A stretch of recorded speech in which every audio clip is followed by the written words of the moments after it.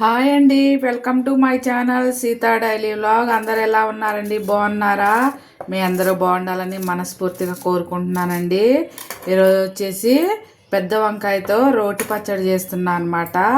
రోట్లో నూరుకుంటే చాలా బాగుంటుందండి వంకాయ పచ్చడి. అందుకే ఒక 10-15 పచ్చిమిరపకాయలు తీసుకున్నాను.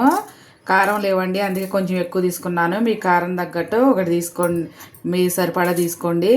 అలాగే ఒకటే పెద్దదే టమాటా తీసుకున్నా, వీటిని ఇప్పుడు ముక్కలు కోసుకుంటున్నా.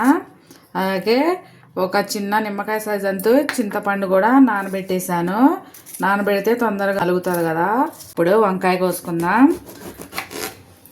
చాలామంది కాల్చి కూడా చేస్తారండి, మా ఇంట్లో వద్దన్నారు కాల్చి. అందుకనే నేను ఫ్రై చేసి వంకాయ ముక్కలు కొంచెం వేపుతాను అనమాట. వేపాక అప్పుడు రోట్లో వేసి నూరేస్తాను. చాలా బాగుంటుంది వంకాయ పచ్చడి. అలాగా ముక్కలు కోసుకుంటా, ఎలాగో ఫ్రై చేస్తా కదా, ఫ్రై అయిపోతుంది. ముక్కలు కోసుకుందాం. ముక్కలు కోసేసానండి, ఇప్పుడు వేపుకుందాం.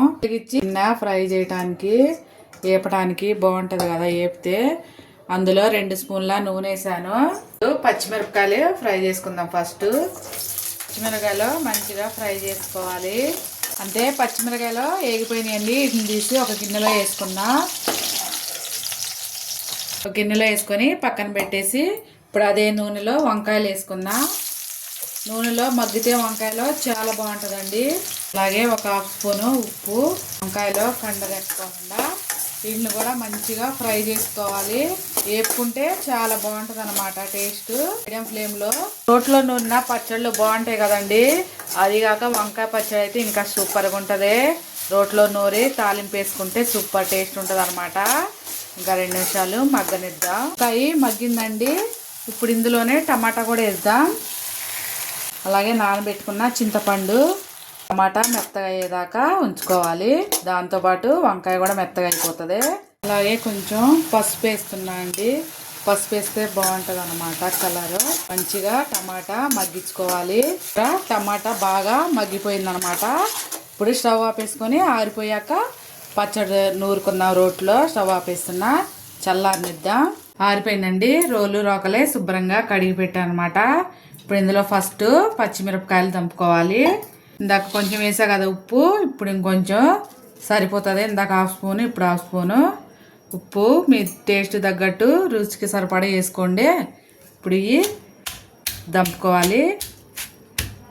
రోట్లో నూరిన పచ్చడి కదండి, సూపర్గా ఉంటుంది. ఇలా వంకాయని మంచిగా ఇలా ఫ్రై చేయటం వల్ల ఒక రోజు కూడా ఉంటుందండి. వాళ్ళు నూరితే రేపుడు దాకా కూడా ఉంటుంది అనమాట. ఫ్రిడ్జ్లో పెట్టుకుంటే 3 రోజులు ఉంటుంది.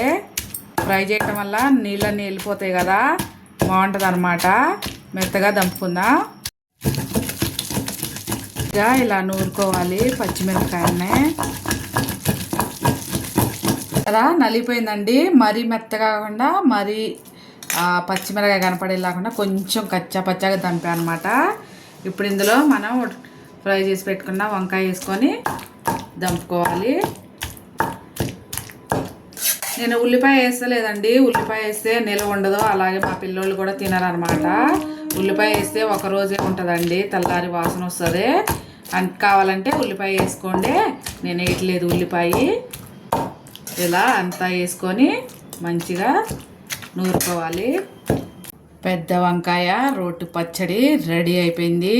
ఇప్పుడు తిరగమాత వేసుకుంటే సూపర్ ఉంటుంది. వేడి వేడి అన్నంలో నెయ్యి వేసుకొని తింటే.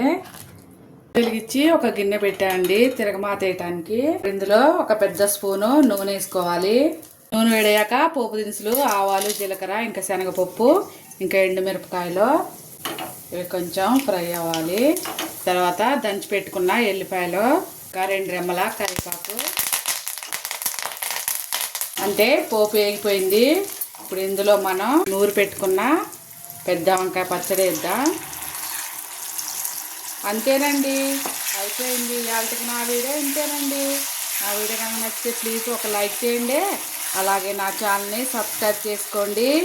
ప్లీజ్ ఒక లైక్ చేయండి. సూపర్ టేస్టీ పెద్ద వంకాయ కూర పచ్చడి రెడీ అయిపోయింది. రోట్లో దంపిన పెద్ద వంకాయ పచ్చడి చాలా బాగుంటుంది. మీరు ఒకసారి ట్రై చేయండి. సరే, ఉంటా ఫ్రెండ్స్, బాయ్.